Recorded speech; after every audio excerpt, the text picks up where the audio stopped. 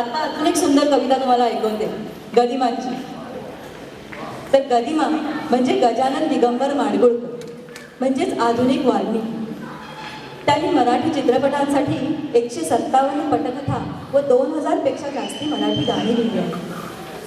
मराठी चित्रपटात यांनी कथाकार, संवाद लेखक, गीतकार, अभिनेता आणि निर्माता अशा अनेक क्षेत्रात अगदी सहजपणे वावर केला.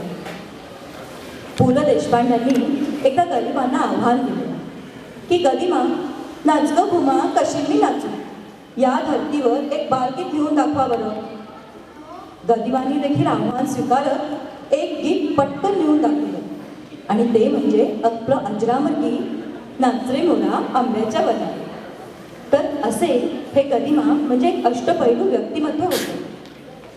तर आता ऐकूया त्यांनी लिहिलेली एक ठसकेदार लावणी. संगीत दिलं आहे राम कदम.